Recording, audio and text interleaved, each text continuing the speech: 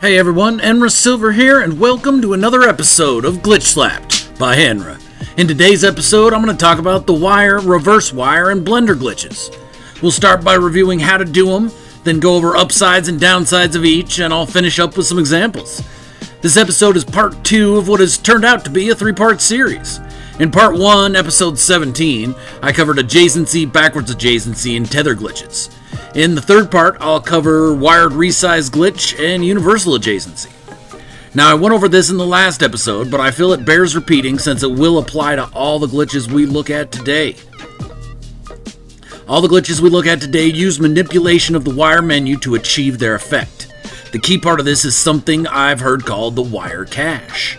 Not sure where I first heard the term, but it helped me get my brain around why the glitches work the way they do. When you go into wire menu after selecting a piece, that piece will still be your active piece when you drop out of wire menu. This means that the game remembers what piece was active when your wire menu was activated. Thinking of this as storing the piece in the wire cache helped things make sense in my brain. So that's the terminology I'll be using from here on out. Now let's start with a wire glitch. To perform a wire glitch, you simply select any piece in the menu, switch to the wire menu, place the wire tip where you want the piece to go, and press the button to drop out of wire menu while pressing the build button a split second later. The selected piece will be placed at that spot. The spot the piece glitches in at can be anywhere, even a connection point.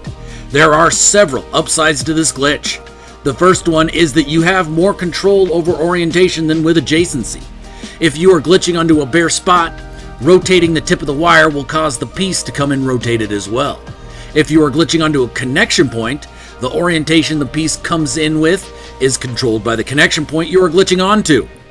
Now, how pieces orient on a connection point is a much meatier topic, one that needs its own episode, which I should have coming out in a few days. In the meantime, I'll drop a link in the description to my master spreadsheet of each piece, separated into groups according to how they glitch onto a connection point. There are a few downsides to the wire glitch as well. The first one is that the glitch requires a small amount of setup, whether it's setting up a connection point or a surface to glitch onto. Another downside is that while you can control rotation, angle is much harder to control and requires additional setup steps. You need to either set up an angled connection point or an angled surface. Now let's look at the reverse wire glitch, and it's just like it's named. With the wire glitch, you bait a wire and switch to a piece. With the reverse wire glitch, you bait a piece and switch to a wire. Now, to perform a reverse wire glitch, you need to select a piece from the menu, hover the ghost piece, it can be either red or green stated, and then press the button to drop into wire menu while pressing the build button a second later. Dropping into wire menu stores the piece in your wire cache, and since the build button is a microsecond later, you build a wire. The glitch leaves you with a wire tip placed at the snap point of the piece you had active. From here, you can drag the wire and place it elsewhere. You can drag the wire and snap it to another connection point, or finally you can drag the wire to a connection point and repeat the same buttons to perform a blender glitch on the point with the piece you have stored in your wire cache. Finally, let's look at the blender glitch. To perform this glitch, you need to select a piece and then drop into wire menu to store it in your wire cache. Now connect the wire tip to a connection point and drag the wire to another connection point. At the second point, drop out of the wire menu while pressing the build button a split second later. This will cause the piece to be glitched onto the second connection point. This glitch gives you not only control over rotation, but angle as well. This piece will glitch in at the same angle as the wire you pulled, with its rotational orientation being controlled by the second connection point.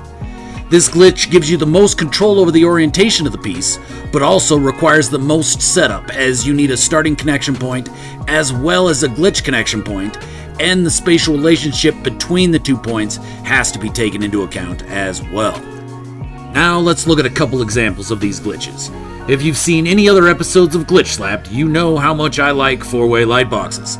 They give a nice tight grouping of 4 connection points to wire glitch whatever I want onto. Now, the new circle technique uses both reverse wire and blender glitching. If you're not aware of the new circle technique, I'll link a tutorial by Beeblebum on screen now.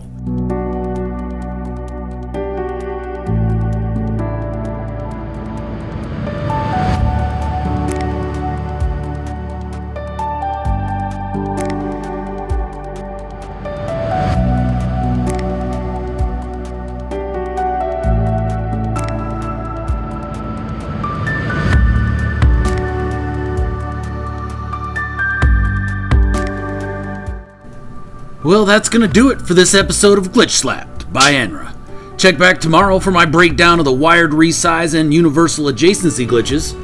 If you found this video helpful or entertaining, please like, subscribe, and share. I'm Enra Silver, and until next time, may all your glitches be successful.